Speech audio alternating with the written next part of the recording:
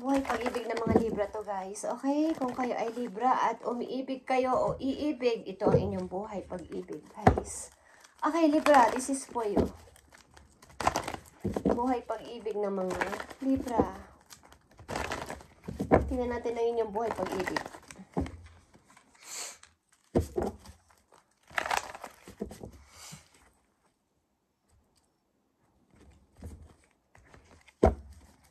Buhay pag-ibig ng mga Libra na nandito sa reading.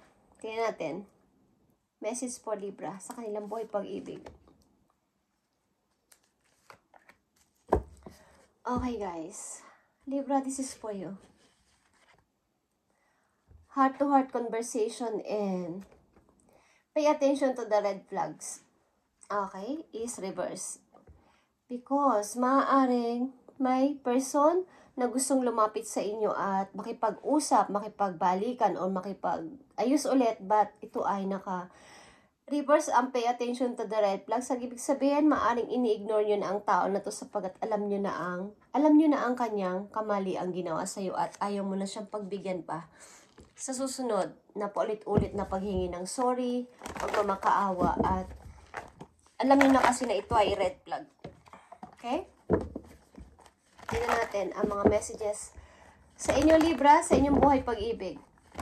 Bakit ganito ang inyong nararamdaman?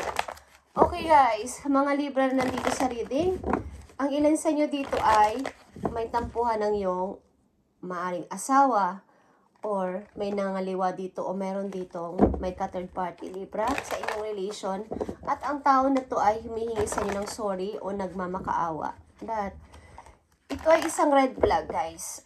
Okay? Kung inyong papatawarin ang tao na to, isa sa inyo. Okay? But maaaring ito ay isang babala na kung mamahalin nyo pa o paulit-ulit nahihingi sa inyo ng sorry at paulit-ulit kayong sasaktan ng tao na to. Tingnan natin. Ang mga messages sa mga Libra, kung dapat ba nila tong pagbigyan ang paghingi ng sorry ng isang person sa inyo, ano ang dapat ninyong gawin? Libra, hey, tuloy-tuloy siyang humingi sa inyo ng sorry, 6 of Cups. Mahal nyo kasi ang tao na to. Maring kayo ay may anak ng tao na to. Maring kayo ay may anak ng person na to. At inaalala nyo rin ang kalagayan ng inyong mga anak o ng inyong anak ng dalawa. Okay? Libra, okay, nandito ka sa 2 of Swords. Ang ibig sabihin, hindi ka makapag-decide pero nasasaktan ka at maaring nahihirapan ka mag-decide. Baka may masaktan ako or nasa 2 situation ka na nasa gitna ka lang at you can't decide or wala kang nagagawang action dito. Sa situation na to, kung kakausapin ko ba ang tao na to, sapagkat ilang beses na akong niloko o sinaktan. Okay? So, hirap na hirap ka. Kay Libra, nahihirapan ka sapagkat ito ay binigyan ka ng mga sakit sa ulo, sakit sa kalooban. Okay? Nakikita nyo ang power. Ito ay naka-reverse. Ang ibig sabihin nito, nasirang pamilya o nasirang samahan ng mag-asawa, okay? Maaring mag-asawa kayo. Guys, ang tao na to at paulit-ulit ang ginagawa sa inyong panloloko at maaring humihingi ng sorry. Paulit-ulit din. At ito ay isang red flags para sa inyo. Okay, tingnan natin ang maaring nyong gawin dito. Sa kasalukuyan, hindi kayo makapag-decide at hindi rin kayo napagkakatulog dahil dito. Ano ang dapat yung gawin? Guys, okay? Masusurvive mo to o makakasurvive ka dito. Ace of Swords, okay? Makapag-decide ka lang talaga ng tama. Makapag-isip ka ng tama. Okay, guys. Triumph is here. Ang isa sa inyo dito may ibang mahal, okay? O may minamahal na. Maaring ang karelasyon mo ay may ibang mahal. Kaya nangyayari ito sa inyong dalawa. Yeah. Desire is reverse. May mga taong sangkot dito sa relation nyo, Libra. Yeah. 5 of Swords and reverse. Something na walang nagpaparaya. Wala ding nag-give up. Parang ilan sa inyo dito ay pinagbibigyan ang tao na to. Naluloko na kayo at ulit-ulit kayo sinasaktan o niloloko. Maaring may ka-third party or iba't ibang karelasyon. Sinasaalang-alang nyo maybe ang kapakanan ng inyong anak na ayaw nyo ng broken family. Tinatan Libra, ang mga messages pa para sa'yo sa inyong near future na maaaring ibigay sa inyo ng inyong guidance dito. Message mo sa mga Libra nandito sa reading na ganito ang situation, anong dapat nilang gawin sa kanilang situation na to. Okay guys, yeah. Kayo ay couple at maaaring may anak talaga kayo. Nakita nyo to? Wisdom, problem sa family Libra at hindi na kayo nagkakasundo. Yeah. Meron ditong tao na ubos ng energy sa katawan. Okay?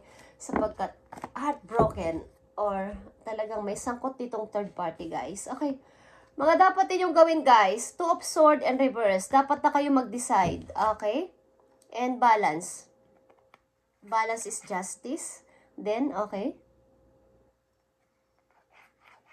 Gawin nyo na lang na, bigyan nyo na lang ng laya ang isa't isa para sa inyong dalawa. Okay? Kailangan maglayo muna kayo. Maaaring tinuturing mo siyang soulmate, tinuturing mo siyang true love.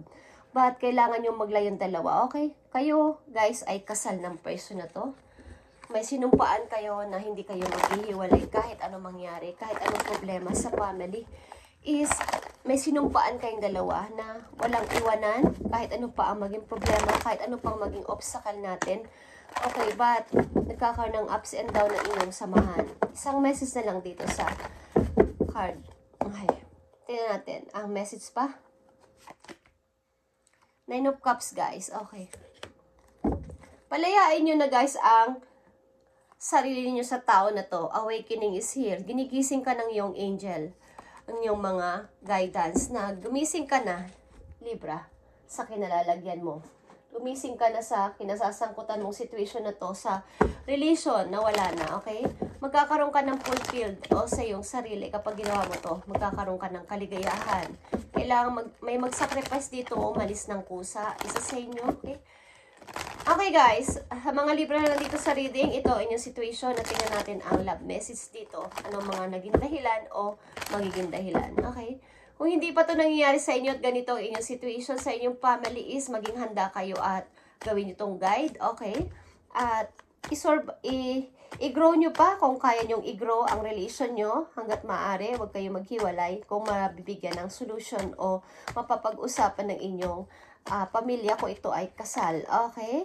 Kung mahal nyo naman ng isa't isa at meron kayong away ng tao na to, nandito din ang heart-to-heart conversation. Pwede kayo mag-usap ng heart-to-heart at magsabihan ng mga ayaw at hindi sa isa't isa at magpatawaran kung gusto ninyo. Okay? Tingnan natin ang message dito. Keep the door open, Libra. Don't be focused on closed door that you don't see the ones which open for you. Okay? Kung ito talaga ay magkuklose na talaga at ikuklose nyo na talaga ng 100% is wag nyong, wag nyong isara nyo na ng tuluyan. Isara nyo na ng tuluyan ang cycle na to at merong tao o merong isang bagong person o bagong situation na paparating na maganda sa inyo. Okay? Hindi mo nakikita ang magandang paparating kung hindi mo pa ito makuklose ng tuloy-tuloy. Okay? Ang relation na to. Ang ilan sa inyo din dito ay meron ding minamahal. Hindi ko alam kung ikaw o ang yung person is meron ng nagugustuhang iba. So, kung hindi mo ikuklose ng tuluyan ang cycle na to, yung totoong close is hindi pa parating ang bago. Message po, Libra. Payo sa inyo ng yung guidance, Libra, dito sa situation nyo sa family. Situation nyo na to, Libra. Tingnan natin ang payo sa inyo at makinig kayo kung gusto ninyo sapagkat ito ay accurate. Okay, tingnan natin. For Libra, keep the door open. Don't be focused on closed door that you don't see. Okay? Hindi mo nakikita tuloy ang paparating na bagong situation o bagong tao sapagkat hindi mo ito i-close ng tuluyan. Okay, Libra? Tingnan natin. Payo mo sa mga Libra na nandito sa reading na ganito ang situation. Bigyan mo sila ng payo. Spirit angels from heaven, Lord in heaven. Universe, bigyan mo sila ng magandang payo para sa kailang guide. Thank you. Libra, what areas of your life are you avoiding? Okay? Are they causing you upset, worry, disrupted sleep? If so, These are the areas you need to focus on. That as much as you don't want to, it is necessary. Tackle your demons head on. Don't allow them to rule your for a second longer. Okay.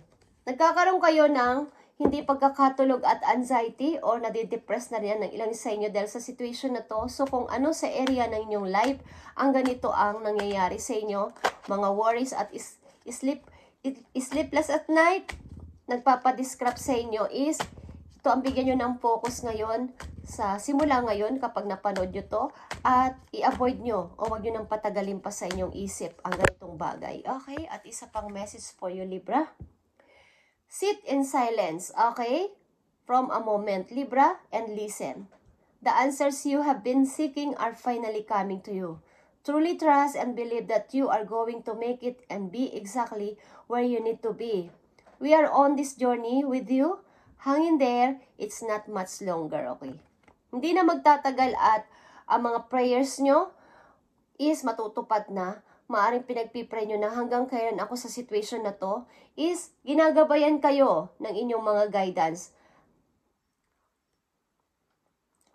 We are on this journey, okay? Nandun sila sa tabi ninyo at maaring ang mga nawala rin yung mga family na pumanaw ng literal is ginagabayan din kayo na kayo ay sinusubaybayan sa inyong journey ng buhay sa ngayon, sa buhay mag-asawa ninyo. Kung kayo ay mag-asawa na ng tao na to o kinakasama ninyo, okay? Na matatapos na to, okay? Sit in silence, okay? For a moment and listen. The answers you have been seeking are finally coming to you. Okay, so wag ka na mag-alala, Libra, okay? Sometimes, walking away is the only option. Not because you want to make someone miss you or realize they took you for granted, but because you finally respect yourself enough to know you deserve better. Okay? Naririnig mo to, Libra? Ito yun. Mapi-feel mo to. Mararamdaman mo to kapag inalisan mo ng situation na to. Okay? Isa itong red flag para sa'yo ang family na to, ang kinakasama mo na to o asawa mo na, okay? Isa itong red flag at kapag nangyari na lilayasan mo to at inalisan mo ang situation na to, magkakaroon ka ng fulfilled. Okay? Sa sarili mo. Masasatisfied ka. Magiging masaya ka, Libra, okay? Mayroong mas deserve sa'yo. You know you deserve better, okay? Sometimes, minsan, ang pag-alis o pagpili ng isang situation is hindi nangangahulugan na, aalis muna ako para baka mamiss mo ko. Or, nare-realize mo na kapag umalis ako, mas may maganda pang mangyayari sa akin. Okay?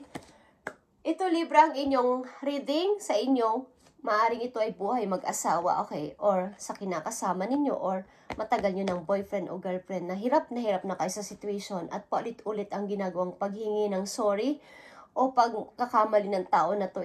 Isa itong red flag, okay? Nagmamakaawa ito at nasa maamong pagmumukha at paulit-ulit yung pinapatawad ng walang katapusan at paulit-ulit ang cycle at hanggang sa hindi nyo na namamalaya na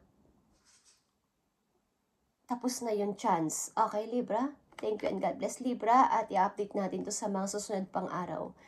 God bless.